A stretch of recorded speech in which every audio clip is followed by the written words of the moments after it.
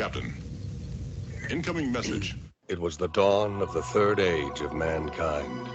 Groovy. Hi-ho. This is me, Kermit the Frog. Hello there. I find your lack of faith disturbing. Not a great plan. Oh, for crying out loud. Program complete. Enter when ready.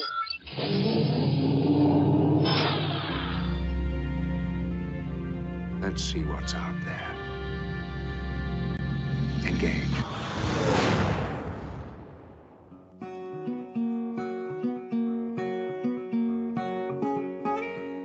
Hey there, we're those sci-fi guys, and this is that Those Sci-Fi Guys show. Just two working dudes, different lives, different jobs, but a whole lot of love for science fiction and the fun that comes with. We are your hosts, and for tonight's recording, P.S. McKay will be played by the part of Nathan Fillion. And I'm DT Cavman, and man, if only that was true.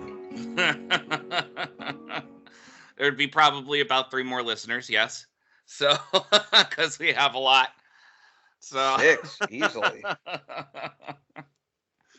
How you doing, DT? Oh, I'm good. I'm good. You know, every time we get to do these, I feel better. Good. Well, same, except my damn computer just doesn't want to charge. I don't know if it's the charging port or the charging cord. But, man, this is a precarious setup. I can't even touch the damn thing anymore. So, this is awesome. I don't want to buy a new computer this year. I just don't. But, it is 5 years old, and here we are. By the way, Big Bang Theory ended 5 years ago. Can you believe that? I can. I can't. I mean, that feels like it was just a recent thing. 5 years. Jesus. Oh my. I mean, Young Sheldon is like ending its season, and this is its 7th year because, you know, when Big Bang ended, it was in its 2nd season. So I suppose I just didn't do the full math. So, by the way, delightful show, Young Sheldon. Don't let the people with the sticks up their rear ends at crack.com or whatever tell you otherwise. They had a whole article about who's watching these things. It's like, there's a lot of people. Things? Who's reading these articles? That's the other question, right? Smug, pompous people who think that they are much more important than they really are. That's for sure. I used to like reading Cracked, and then they had the bloodletting and getting rid of pretty much their entire staff, and then they filled them in with less talented people. And yeah, I haven't looked back since. So anyway, what brings us here tonight? Well, tonight we're brought to you by the joys of electricity. Barely. And barely. Our nerd fandom. Yes. Well, isn't every show based off of nerd fandom? I digress. As you usually do. That is kind of your jam. It is. I always digress. It's what I do best. I should be called the regresser. Yes. Let's see. That is your official name. You just knighted me. Nice. You on Spock's authority. So seriously, what's our topic for tonight? Spock this way. Oh God. Well, you know, it's a dual Boston thing. I know. So Steven Tyler and what's his name? Zachary Leonard Quinto. Nimoy.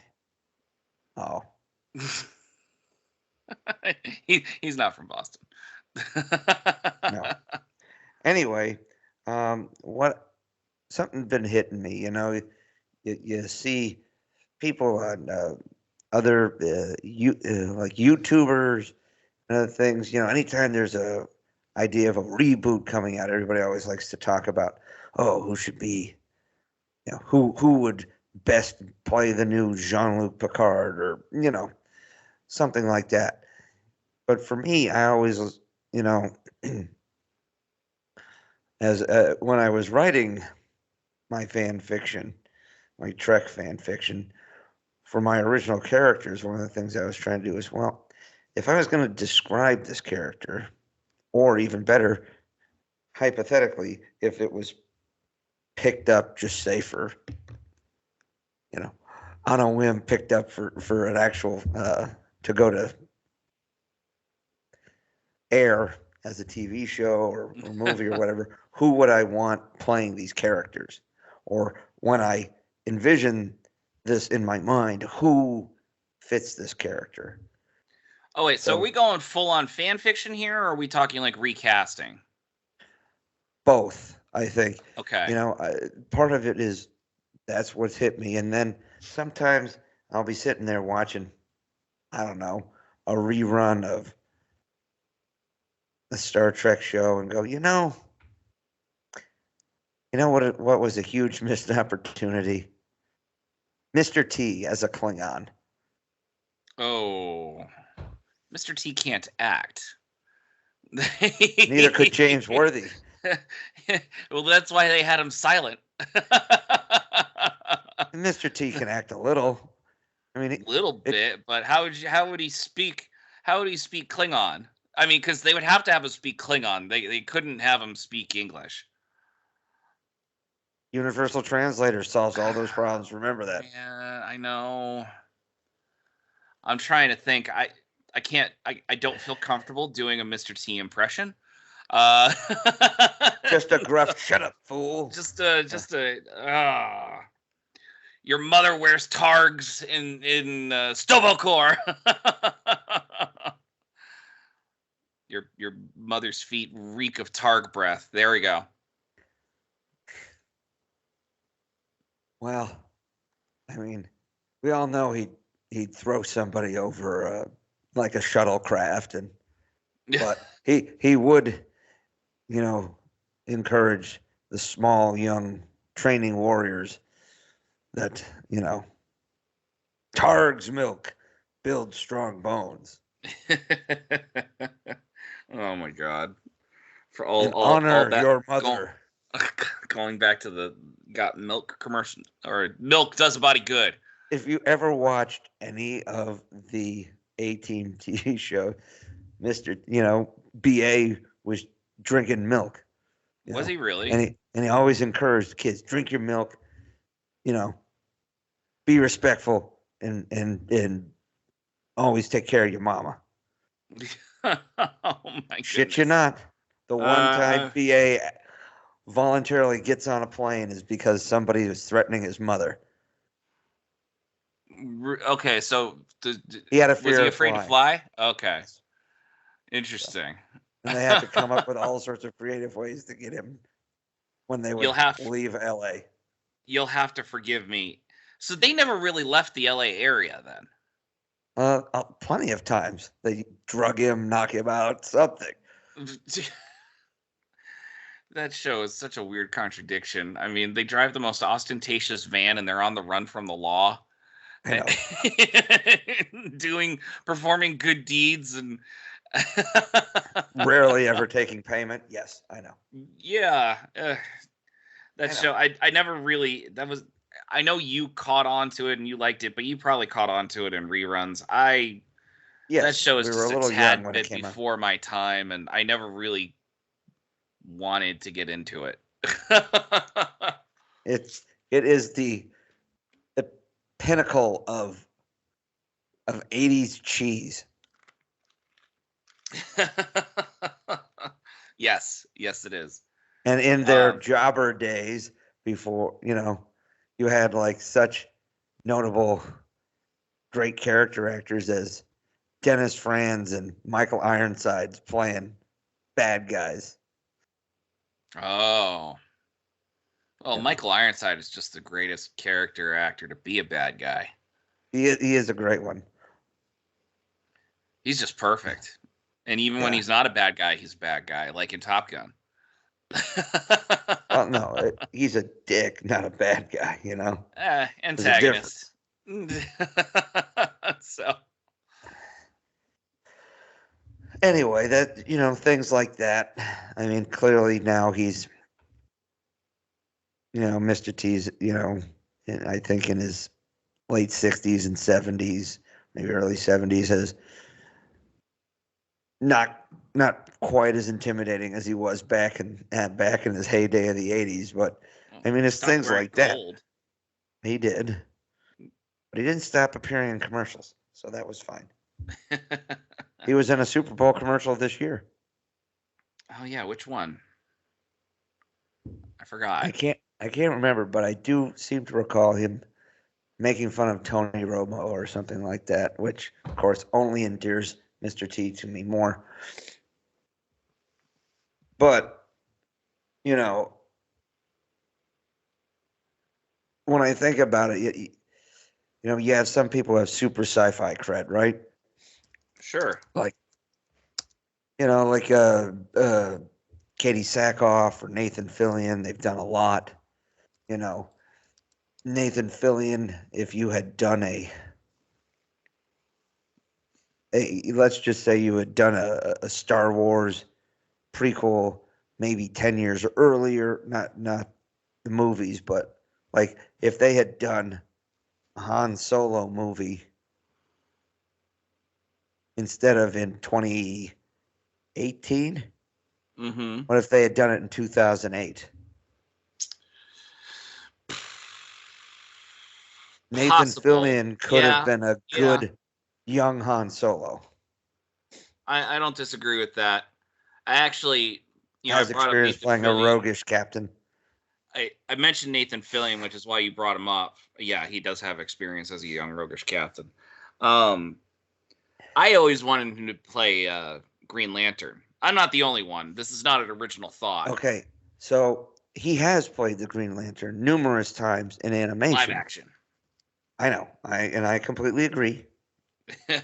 And even now, I mean, he's even Sheldon called it out. Yeah, that's Sheldon right. called it out episode. Yeah. I don't know why Ryan Reynolds instead of lovable rogue Nathan Fillion. That's right. I forgot about that. Lovable space rogue. But he's aged very well. He's in the 7th season of The Rookie right now or something. He's in his 50s, early 50s, I think. I mean, considering how spotty and questionable the DC universe right now is, wouldn't be a bad idea to cast him. I think his goal is to try to be Booster Gold in a movie somewhere.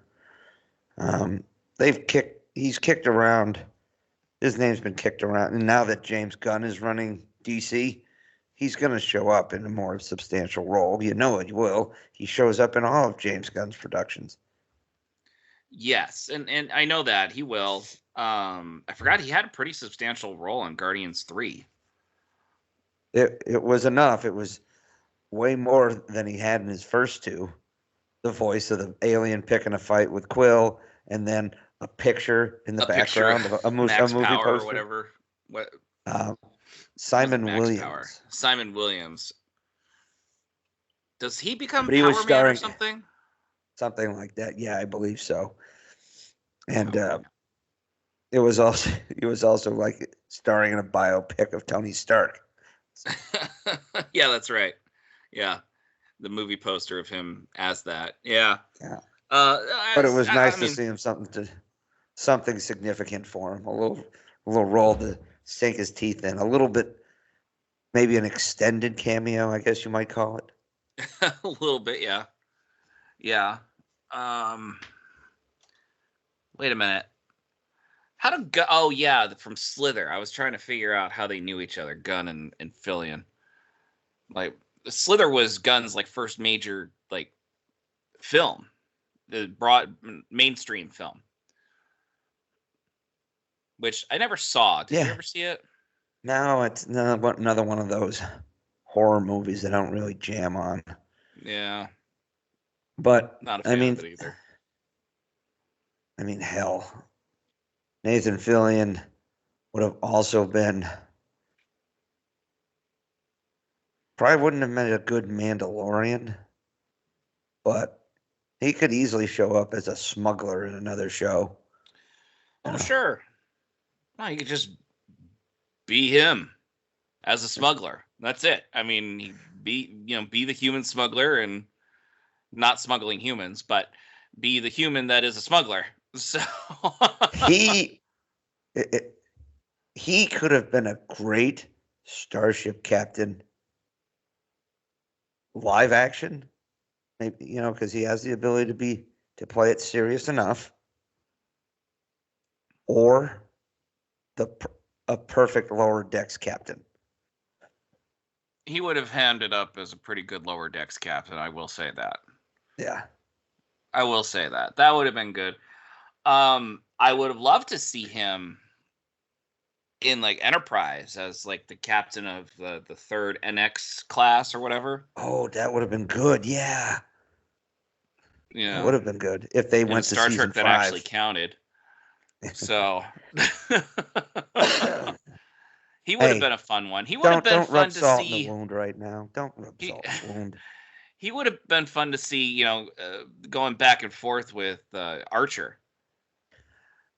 Interesting.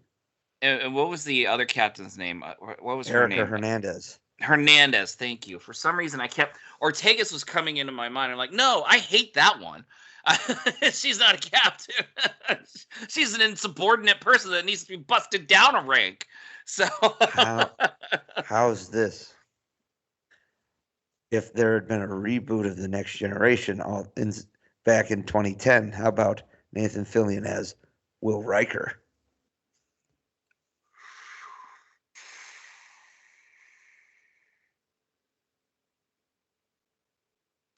I'll allow it. I'll allow it. Gosh, I mean, you talk about recasting the original crew from TOS for 09. There was some behind the scene interviews done with the TNG cast for the Blu-ray complete series of TNG.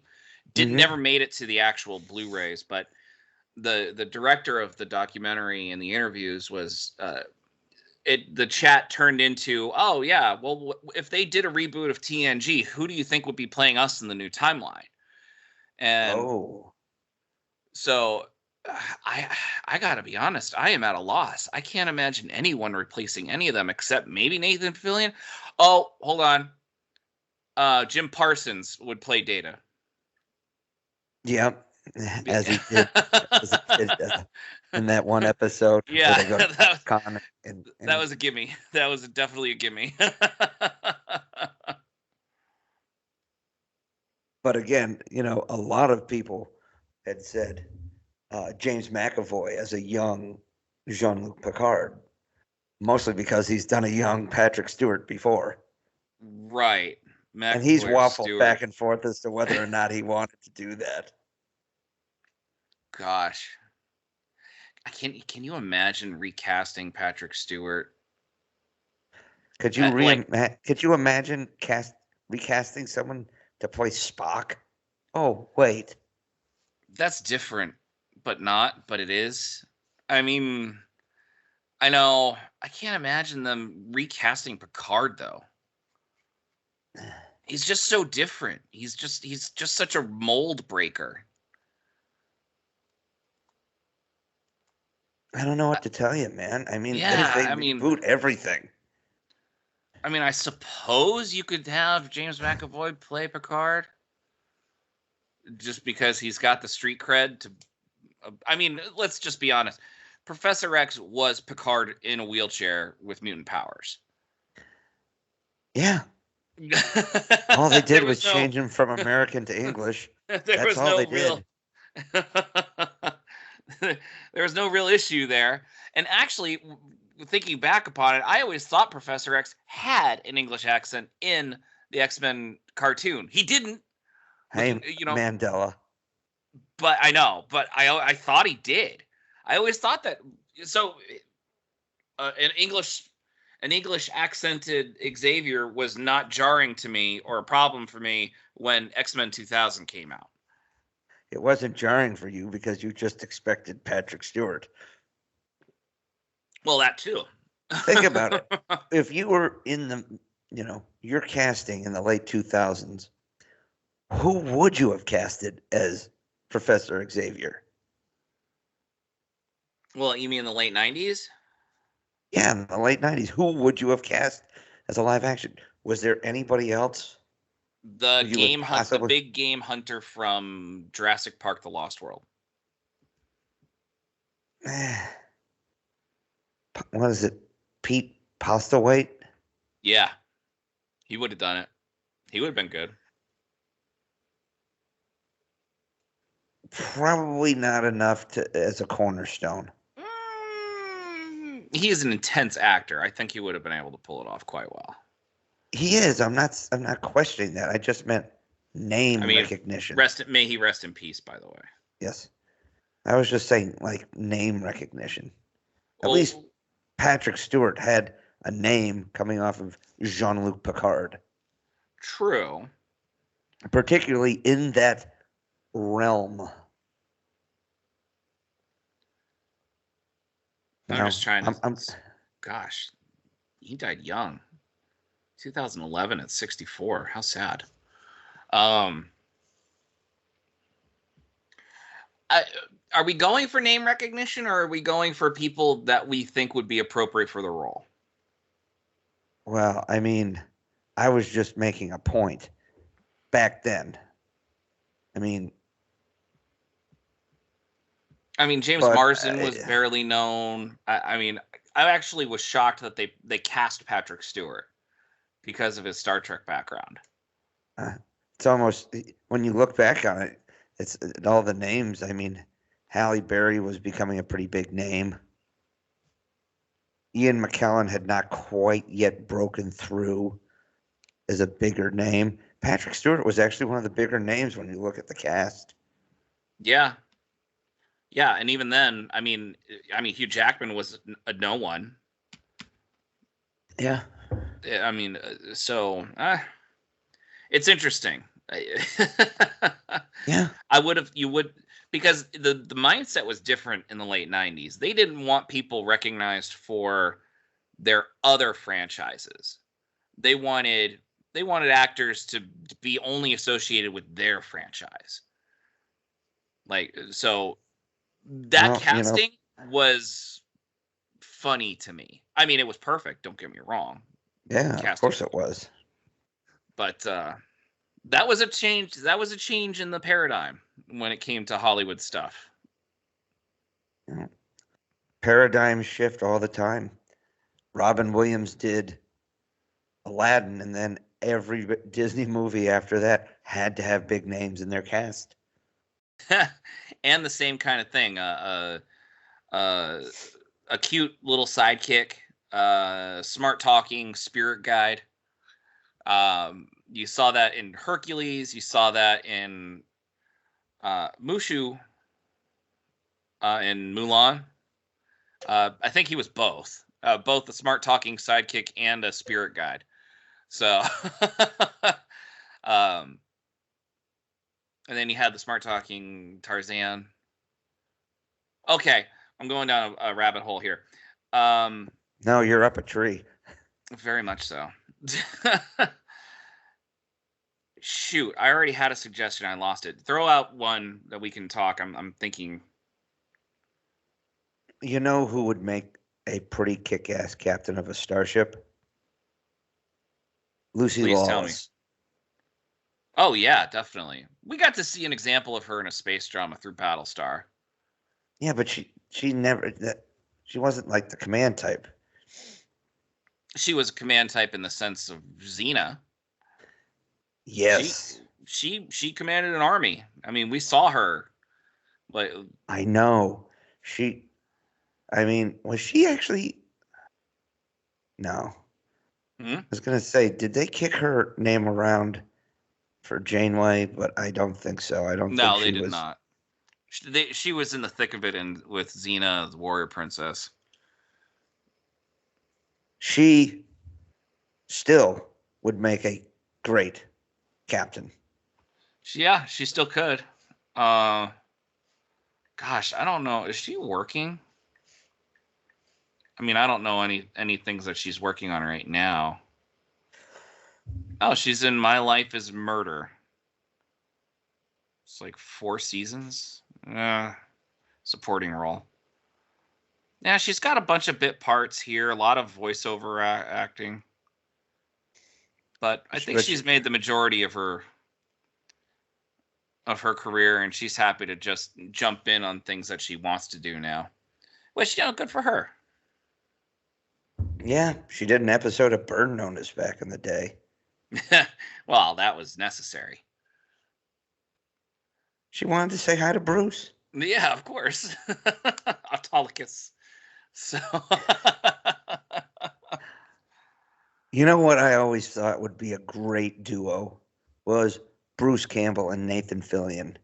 Like, one's kind of the oh my god, more mentor to the other, or like, like older brother, younger brother kind of deal.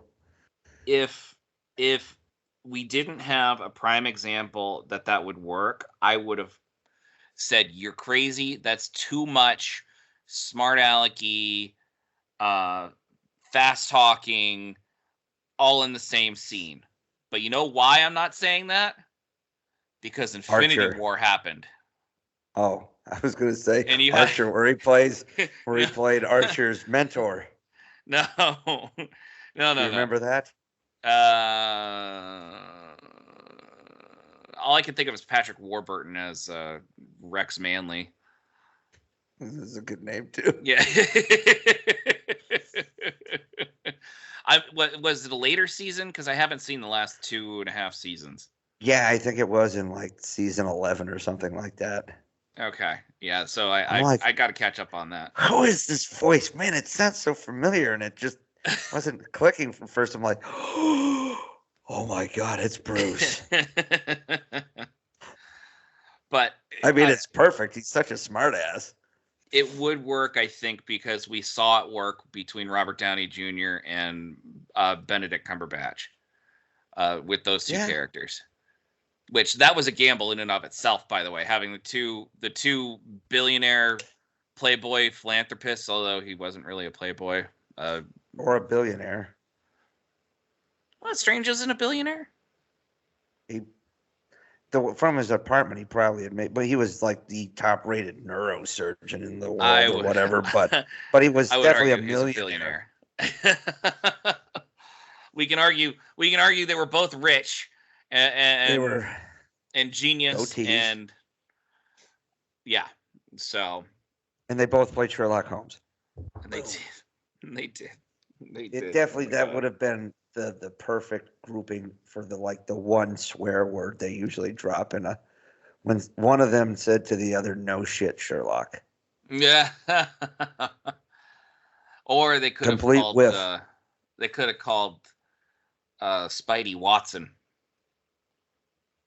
Well, that sounds like a Tony Stark one. Yeah. And then you cut to Strange or Wong. That's better.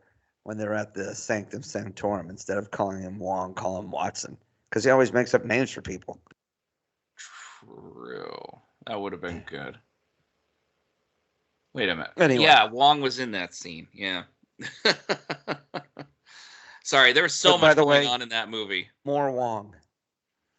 Kevin Feige, remember, no more Wong. I don't care what you're thinking, just more Wong. He is in Three Body Problem on Netflix, and he is the show, man.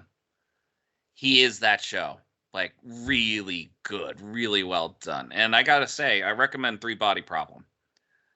There's one episode 5, where you might have some trouble with it. As a human being, that is. So, but I'm still watching House of the Dragon. The episode I just watched was screwed. It's just messed up, man. Oh, yeah. I don't know if I can get into it. We talked about it already. damn it. I have a suggestion, and it's right on the tip of my tongue, and I can't pull it off. I can't find it. It's right there. I was thinking about it. I'm like, ooh, that's a good one. And Another TV show with D. Bradley Baker doing the entire cast. Sold. Wow, dude. that is an exercise in thought. Now I gotta look up who D. Bradley Baker is. All the clones. Oh yeah, All the clones. All the clones. Live action. Good Lord.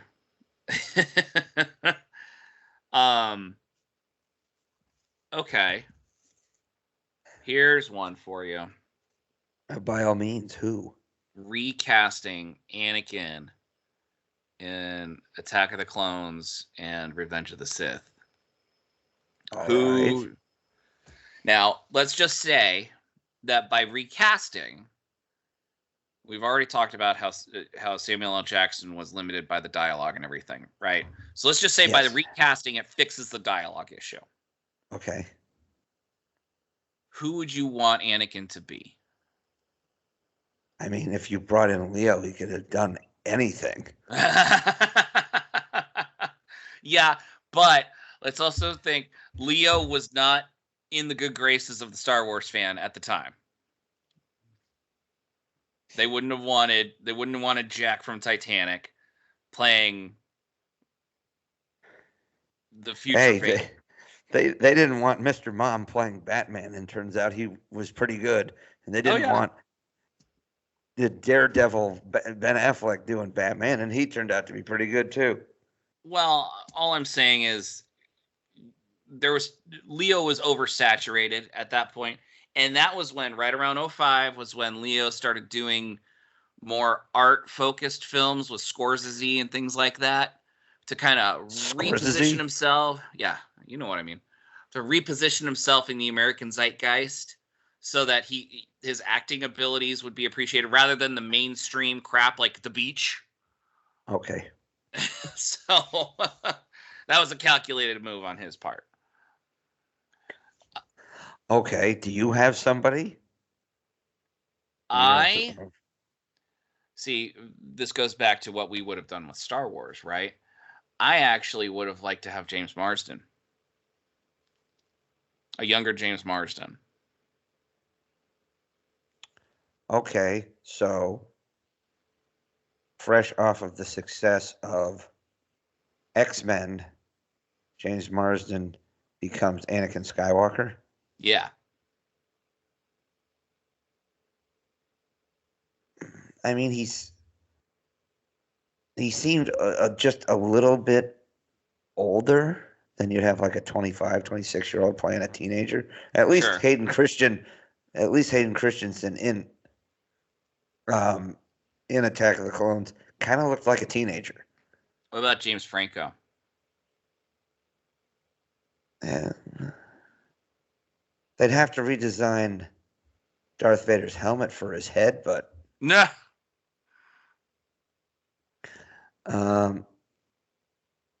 Interesting. I mean, he's a hell of an actor. Kind of a creep, but a hell of an actor. Yeah. I agree. Not a bad choice, though. We're talking about actors of that time. Or, I mean, that was the original thought experiment, but we don't have to. We can go outside of it. I mean, hell, I was. He's too small, but yeah. you would in order for to make sense that Darth Vader is like this 7-foot behemoth, you'd need a tall actor to play. Well, they replaced his legs with prosthetics. I mean, that adds at least another 6 inches.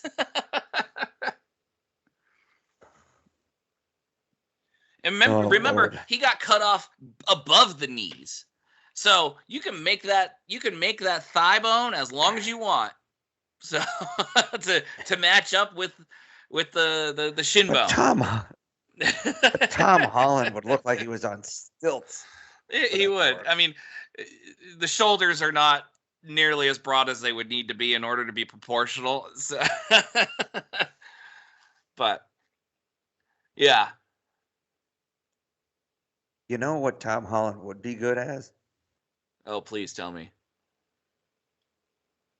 Young Jean-Luc Picard taking command of the Stargazer at 27 years old. Oh, man. That would actually work pretty damn well. Nice pull. He's not tall, neither is Patrick Stewart.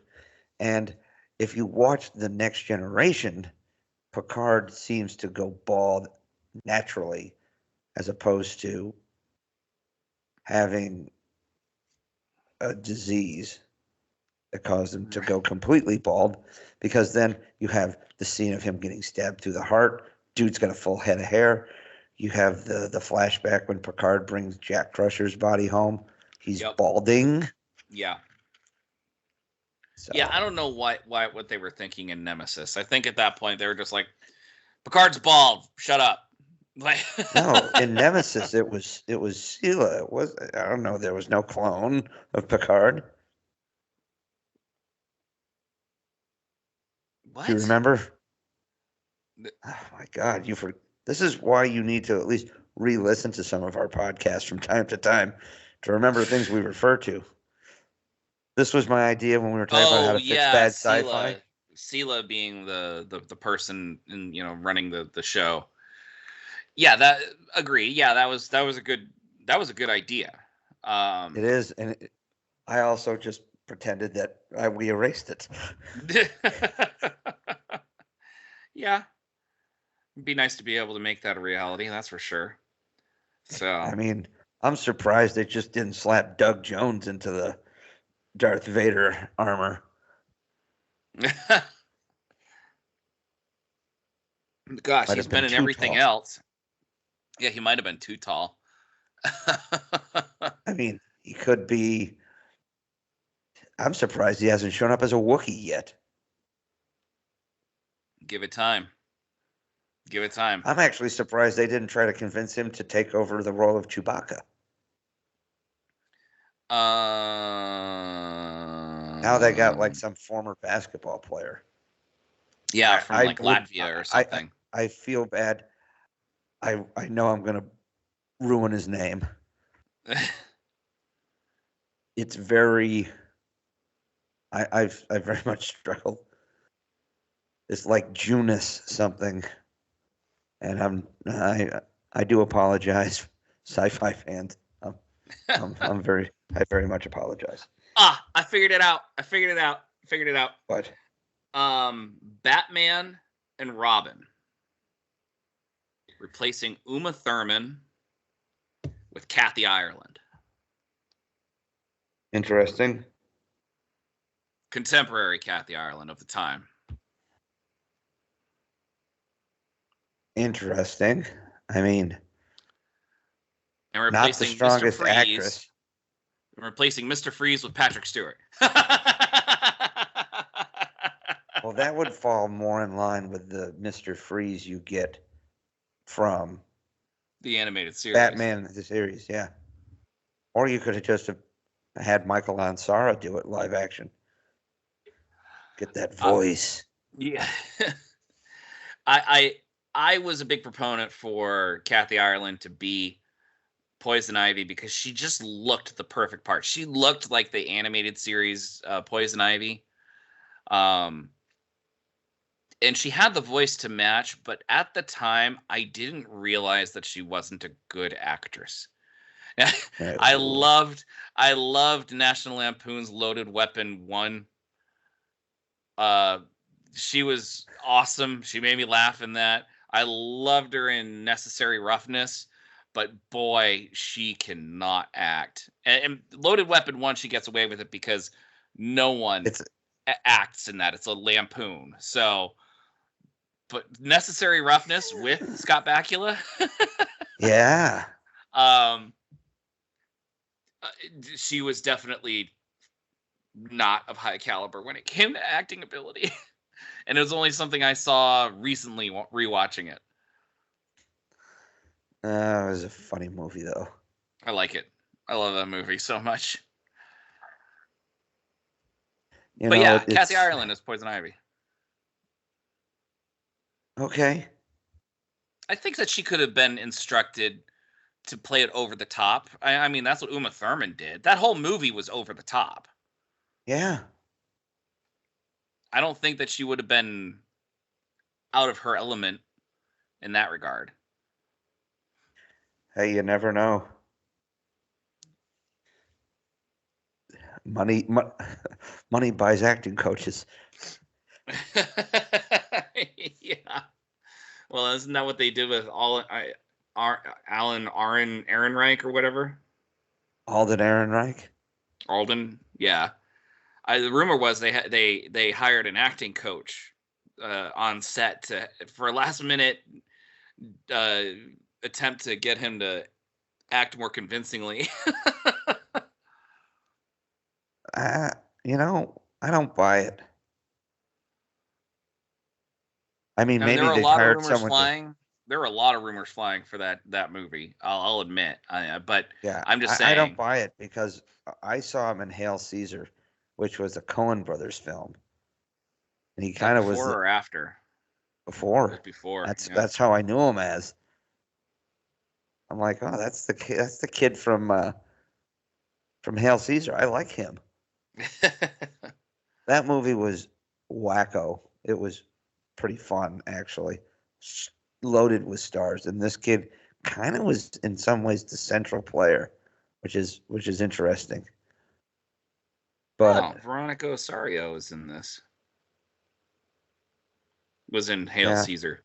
Wasn't she in Guardians? Maybe. Katarina. My point being is he did a pretty good job in that movie, which was loaded with stars. Sure. And I actually thought that he was fairly good. You and I both talked about how much we enjoyed Solo. Please go back. It's in like our top. It's like in our first 15 episodes. No, I remember. I'm not changing my opinion on Solo. I liked it. That's one of the few. I thought Alden Ehrenreich was a pretty good Han Solo. It's one of the few Star Wars movies of the modern Disney age that I actually walked out of going and not changing my opinion on it. So, kind of says something, doesn't it? It does. So, but there's a lot of. We could go through all sorts of the hypotheticals about who would be a great this, who would be a great that. If you were to go ahead and do let's call it if you were to do like a reboot of Battlestar, or not Battlestar, but Babylon 5, like as it was back in the 90s, right? I've heard that the reboot of Babylon 5, some of the early stuff that they released a couple of years ago, was like going to follow a younger John Sheridan as he gets to Babylon 5 and stuff. I would have thought if you were to just do like, we're going to reboot Babylon 5 and it's going to start with Sheridan, but it's going to be like the same premise, like he's the war hero, he's the captain of the starship. Nathan Fillion would do a pretty good job because he can do the serious. He can have the wry sense of humor, much like Bruce Boxleitner brought to Sheridan. And again, I think this might just be our Nathan Fillion episode. Yeah. But he does check a lot of boxes. I agree. I mean, yeah, Fillion's a very versatile actor. And we got to see that versatility specifically in Firefly. Yep. So, that could be played out in a whole bunch of different franchises. And that's true.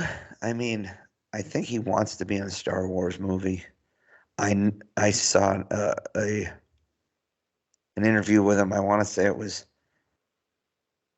Kimmel or Fallon. It was one of the two Jimmys where he's like, they're like, what's the strangest thing? What's the weirdest thing in your house? He's like, I have an unhealthy amount of lightsabers in my house or something like that. like the real high end ones. Uh-huh. Yeah. Oh, I know. I had to stop myself from buying one at Disneyland at one point. Oh no, I bought one. One of the ones you assemble. Yeah. I kind of overdid it on the handle. You need to bring that thing out. Show it off to the pod faithful here. I will at some point. Yeah, that means you're not. But anyway. maybe I'll bring it out when we do our wrap up of Bad Batch season 3. Right, because I'm watching that. Well, you should be. It's if you liked season 2, and I just rewatched did a re-listen to our season 2 recap. You very much enjoyed season 2. I think you will really like season 3. I've heard nothing but wonderful things. Well, especially with some of the journalists that I trust when it comes to their media critique. So they're hitting it pretty on the nose. I mean, for all of the things that we have watched, we've listened to, we've enjoyed, Star Trek and Star Wars clearly seem to be two of our biggest ones. We talk about them about 70% of the time, and everything else seems to just fall into that open 30. But, I mean, I'm actually surprised that as much work as she's done, that Scarlett Johansson hasn't made an appearance in a Star Wars movie. I don't think she will be anytime soon, not after the whole lawsuit situation. Right. This was more of a longer standing thought process. Right. But I mean, shit, she could have been, if you wanted to recast Princess Leia, she would have been perfect for it. She and Carrie Fisher kind of had, some of that raspy voice at times. Yes. Another not overly tall woman. But someone who could command respect, on screen. Yeah, I would agree with that.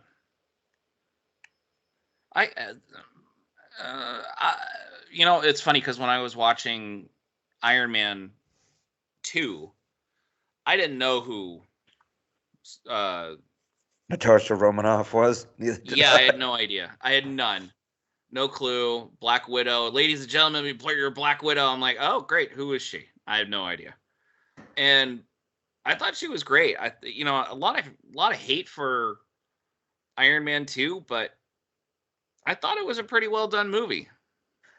Well, that was another one of those movies that, when you look back on it now after rewatching it, was it a little more jumbled at times and maybe not having the I guess one of those throwaway villains? Yes and no, but the same thing happened in the first Iron Man movie. They were shooting most of that movie without a script, and it paid off. And so it taught them all the wrong lessons. Right. So the only reason why it worked was because Jon Favreau knew how to work in that kind of an environment. And RDJ is just brilliant. So, you have those two basically in charge. Things are going to get done.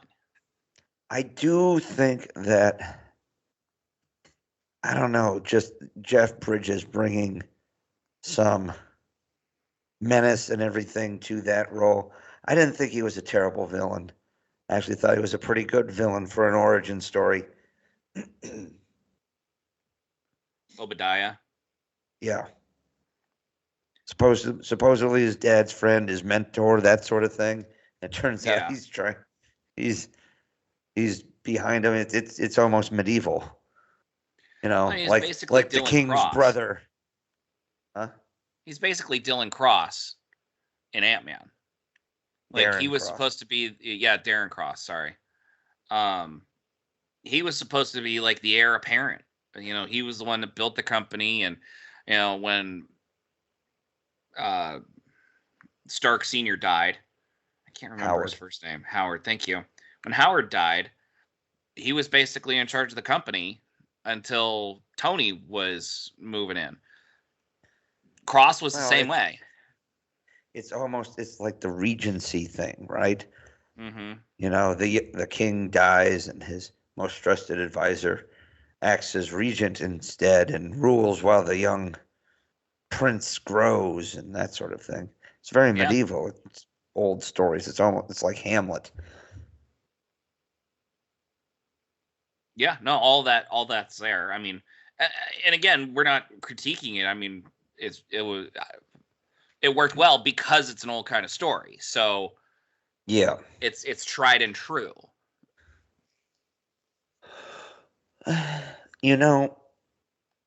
Here's a thought. Somebody Don't hurt who yourself. I think I think, and I mentioned Nathan Fillion would be a good John Sheridan, but here's something. Chris Evans as John Sheridan. Oh shit, yeah, totally. And so it would never happen, but yeah, totally. Here's why I think so. Like, he does seem to almost like, I know he likes more of the arts and stuff, but you can almost see like him go, the not Star Trek franchise. Okay. Him almost picking it because it's not the big franchise. Mm-hmm. The depth of characters and writing. I think plus he also can bring that charisma to the role of Sheridan. Sure. And then if you really want to, then Ivanova can be played by Scarlett Johansson, just because they do everything together. That's true. What was that heist film that they were in about stealing the SATs? Oh yeah, that was a good movie. Yeah, they were kids. Yeah, they literally have known each other like 25 years. Oops. They've starred in something like 15 movies together. Yeah, I'm trying to see. I mean, granted, like 70% of that is Marvel movies, but still. That's okay. What is it called? Was it the late 90s? Oh my God, Scarlett Johansson was in Home Alone 3? Oh, we all had to start somewhere. Nobody's perfect. The Perfect Score. The Perfect Score. That was a good movie. By the way, I recommend if you haven't seen it in a long time, revisit it. It's great. Well, if you haven't seen it in a long time, revisit. I'm trying to catch up on all these things people are recommending from now. Yeah. Well, I'm just saying. Yeah, you should watch Three Body Problem. Yeah. But I binged that shit in 32 hours. Interesting. Yeah. And I never binge a new show. Never do. So, okay, Chris Evans as Sheridan. I'm totally on board. Sure, anything. Who would you want to play Jack O'Neill in a reboot? I was just thinking that. And the easy answer is not the kid who played. No. I mean, he could. It's the age now too. They would fit. But another cop out would be the kid who played MacGyver in the reboot. Oh my God! Yeah, I cut you off on your joke, but yeah, that show was actually pretty decent, by the way. The MacGyver reboot. I didn't say it wasn't. I was just It was just tongue in cheek, kind of like Hey, it'd be a great Patrick Stewart, the other guy who played Patrick Stewart. The funny part about Jack O'Neill, let me just put it this way, is he's a grizzled old soldier who really doesn't want to be there, and so nothing really has a stake to him other than he just wants to get home again. That's it. So what he doesn't care about, diplomacy. He doesn't care about other people's feelings, that much. Okay, so Ryan Reynolds then. That's too much Ryan Reynolds for that part. It's too Ryan Reynolds. It's too Ryan Reynolds. Gosh. Ooh. Okay. This is gonna come out of left field. You ready for this? Matthew Lillard. Interesting. So instead of for crying out loud, he can go zoinks. No, you've probably not seen him in a serious role. He was in Five Nights at Freddy's, and he was scary. He was menacing. We're not talking comedic menacing. He was just an office scene. There was an interesting way he played it, which could show that he could do drama, and we already know his comedic chops. So I would say Matthew Lillard as he stands now. Interesting. As Jack O'Neill? Yeah, it's Jack O'Neill. David and Boreanaz. James Spader as Dr. Daniel Jackson. Oh, God. And then he could play two Daniel Jacksons right now. I know. And then who would we want as Teal'c? Oh, man. Mr. T. I was thinking Mr. T. He's so old. That wouldn't work. Michael Dorn. You know what? Mostly because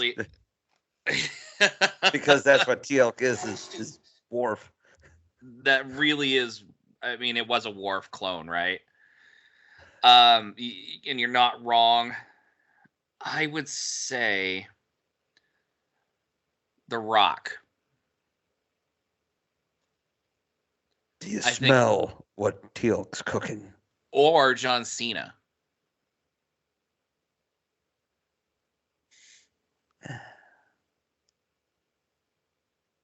Yeah. Okay. Interesting. Jafar not race specific. So I'm not saying they're not, Yeah. But I would enjoy the shit out of that. But I would like to see the original Teal'c against both of them. So here you go.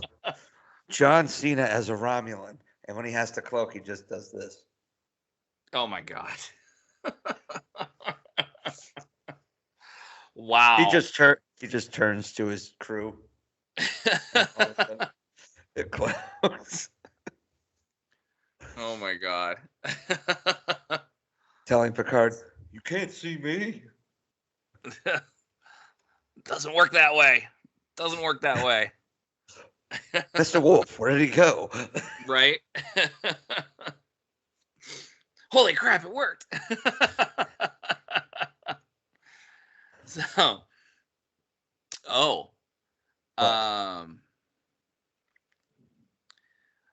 okay. What would be good to put Jason Sudeikis in?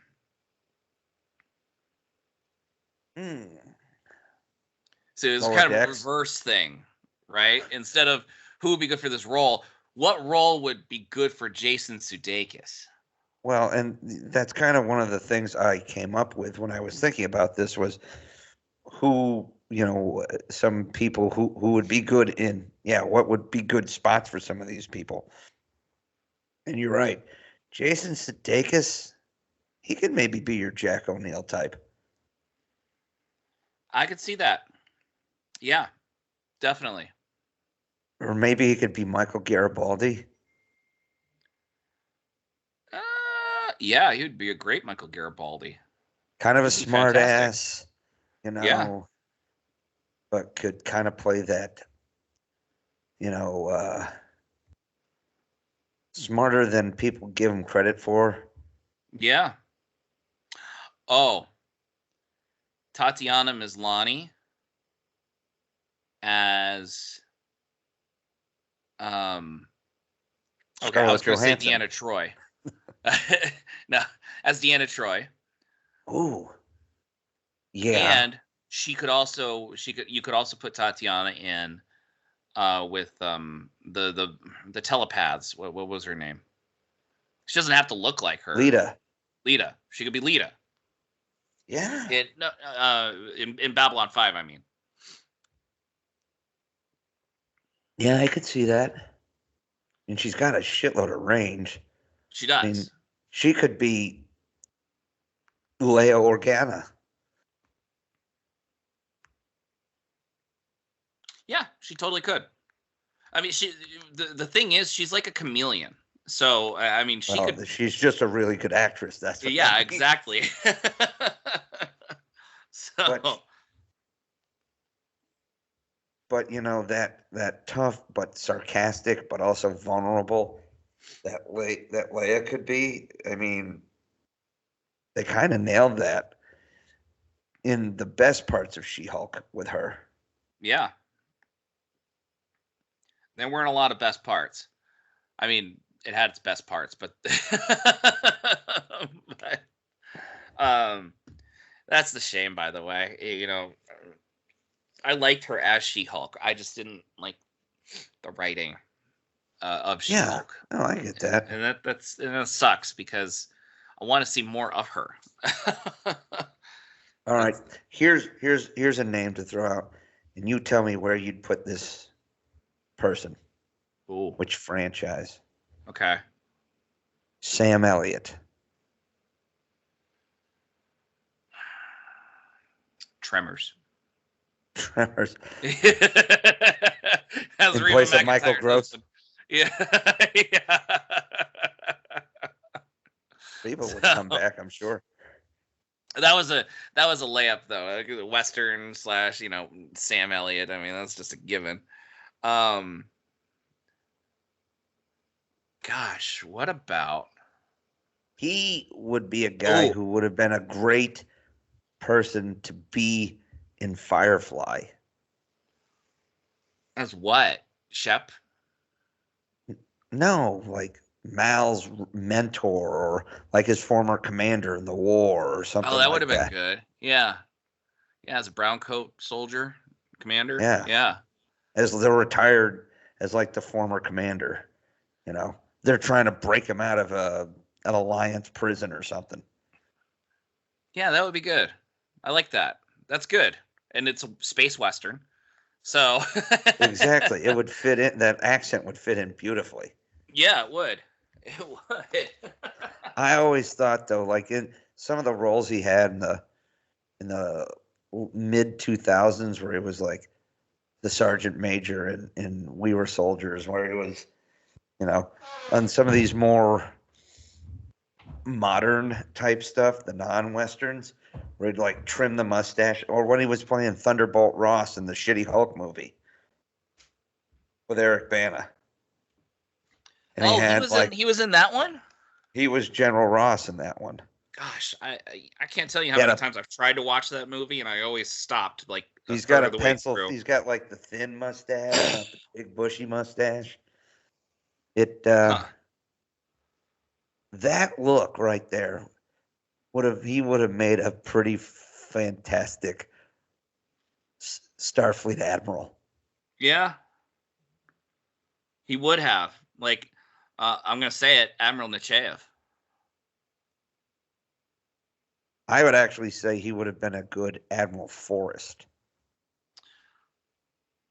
What? From Enterprise, because he'd have that still very naive, about space kind of thing, but also tough old school dude who like remembers when shit was really bad from right after World War III kind of things. Like when I was a kid, I I had to smoke tree bark for my cigars. Yeah. Yeah.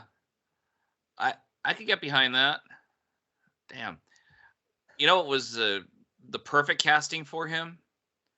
As Ron Swanson in Community. The other Ron Swanson. The other. Well, this is where you know he's willing to poke fun at his self and his image. Yeah. He's like wearing sandals and I don't know, talking about composting. And then I no longer like Ron. Yeah, I get. Yeah. or the fact that he plays the new mayor of Quahog. Yeah. Mayor West's brother or whatever, Wild West. Yeah, Wild West. God. And if you've never seen The Ranch, yeah, if you've never seen The Ranch, he's the whole reason to watch it. Yeah, isn't Kathy Bates in that movie, in that show? No, she's in a different one then.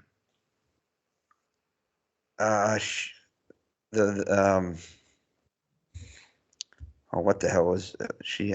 It's Kathy something, but not Kathy Bates, I think. Anyway, there's a lot of actually pretty recognizable faces who were on that show. But the best part was just watching Sam just shit all over Ashton Kutcher and Danny Masterson. Let's see. I'm just looking up. Oh, she's in Disjointed on Netflix. Okay. Yeah, a pot farm, which is why I was mixing it up. So you got a pot farm and a ranch. So Kathy Bates, right? So when they started really doing like continuity novels for Star Trek, like a kind of a shared universe, starting in the early 2000s, like the DS9 and Star Trek Voyager Season 8 kind of is what they were kind of being called, and then would merge with post Nemesis and Next Gen, and then they all eventually caught up with each other, and they would do a lot of crossovers in books and stuff. But they actually developed a few novel-only characters, and one of the first was President Nan Bako, the president of the Federation. She's was a pretty fascinating, strong-willed character who ended up becoming a very important recurring character through the Federation, through the Star Trek novels, leading up until, probably the character was probably a good 10 years, being the consistent president of the Federation. 10 years in all the novels, like from 2005 to 2015 kind of timeline. It's pretty cool. Kathy Bates would be a pretty cool president of the Federation. Yeah, she would. Because she brings gravitas, but if you've seen other roles where she's got a sense of humor about her, and she can bring that gravitas, like the elder stateswoman. She could be 100 years old from whatever. Fried Green Tomatoes was the case study to show that she was perfect for the role. I mean, I was going to say Waterboy, but okay. You've been playing the foosball. Again, somebody else who's not afraid to poke fun at themselves either. No, it's true. But she's, she'd make a pretty good president of the Federation. I agree. Shall we wrap it up at this point? We should adjourn. I know you've got to get moving, so we may wrap this up. I think we had some interesting thoughts about it. We had some better thoughts about it than I could have actually. I mean, I knew it would be interesting, but the directions we were going, I didn't anticipate, and I like that. So, summarization: Nathan Fillion can play almost a role in every franchise. Pretty much, yeah. And then Oh, and Ben Browder could take over any role that Nathan Fillion left. So. So he can be Mal Reynolds? Yes, he could. He could be Castle? He could be Castle. Yes, I would completely, yeah. Wow. Wow. Wow, I'm blowing my mind, man. I'm blowing my mind. So on that note, everybody, you guys keep dreaming. We'll keep working. I'm P.S. McKay. It's out there. And I'm DT Cavman. And up here on the high ground are all the various forms of Nathan Fillion and other franchises. Wow, dude. It's it awesome. Heaven? It is.